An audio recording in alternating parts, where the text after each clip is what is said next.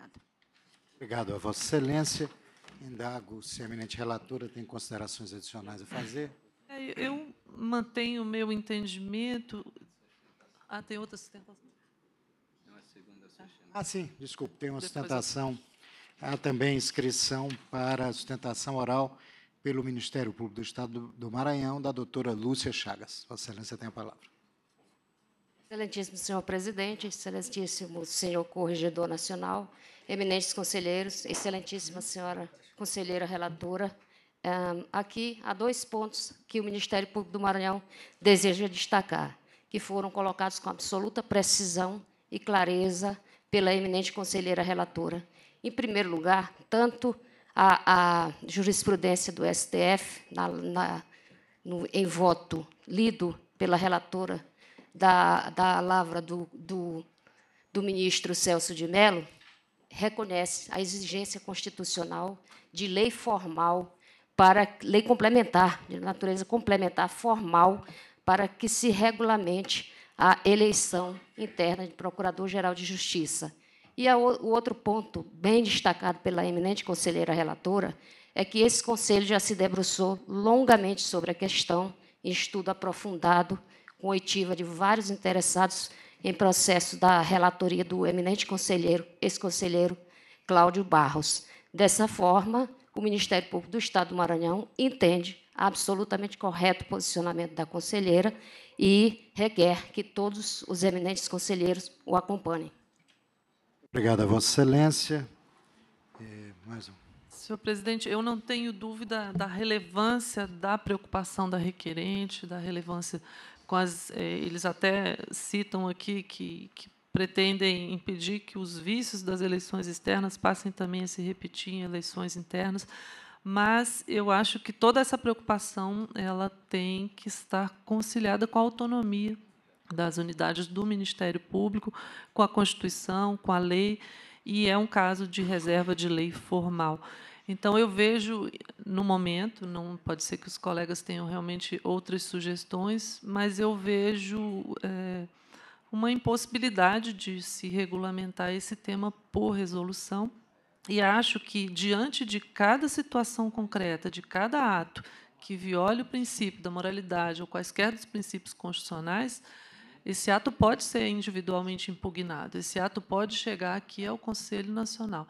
Então, não regulamentando, não é que nós estamos lavando as mãos, mas eu acredito que nós possamos julgar aqui a lisura de determinados atos ou tudo que acontecer em uma eleição. Então, por esses motivos, eu mantenho o meu entendimento. Perfeito. Presidente. Pois não, conselheira Thais Ferraz.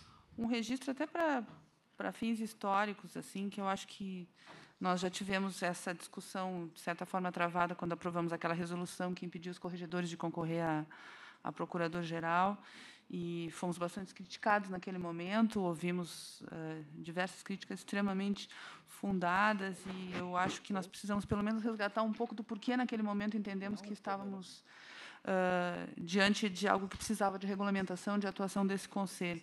É que, assim como nós tivemos um entendimento contrário agora do Supremo Tribunal Federal, nessa decisão liminar da ministra Ellen, que autorizou a então corregedora-geral, acho que do Sergipe, né, a concorrer à procuradora-geral, afastando, portanto, a nossa resolução, nós vivemos, um pouco tempo antes, uma decisão histórica do próprio Supremo Tribunal Federal, no caso do nepotismo, em que se avaliava especificamente a resolução do CNJ, que, mesmo diante de inexistência de previsão legal específica, disciplinou que nepotismo não era possível e o que era considerado nepotismo para efeitos de aplicação em todo o Poder Judiciário.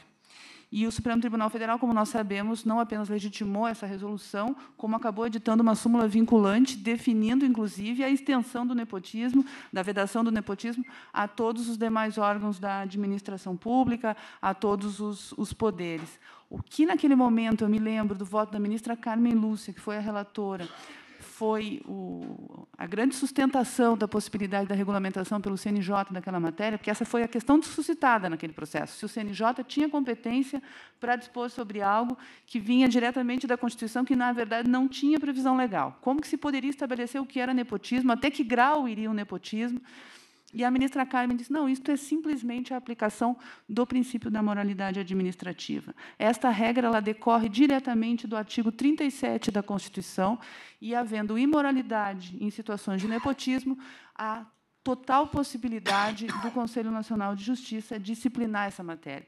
Entendemos que era a mesma situação que se aplicava, na época, ao caso da possibilidade de um corregedor, durante o exercício das funções de fiscalização, que são funções duras, que são funções que requerem um nível de independência muito grande, pudesse concorrer a procurador-geral, e nos sentimos à vontade, naquela ocasião, para disciplinar. Acredito que tenha sido esse o grande motivador também dessa proposta feita pelo conselheiro Cláudio Barros, e me parece que a grande parte das normas que são sugeridas nessa resolução são, de fato, normas voltadas a assegurar a aplicação do princípio da moralidade nas eleições. São algo que sequer precisariam estar constando de uma resolução para que tivessem que ser aplicadas, especialmente no âmbito do Ministério Público. Então, eu vou acompanhar o voto. Eu acho que, de fato, nesse caso, há algumas questões, uma grande parte das questões que demandariam lei formal, especificamente a questão ali de vários casos de inelegibilidade que foram sugeridos,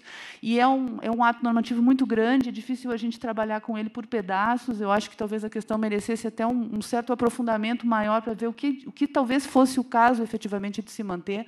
Mas eu queria fazer esse registro, porque me parece que a proposta, o grande objetivo da proposta é justamente esse que veio da tribuna, foi levantado da tribuna, que é trazer algumas regras que, lamentavelmente, nos casos concretos, muitas vezes não são observadas e que precisariam ser observadas. Se nós formos ler, são regras que sequer precisariam estar constando de uma resolução.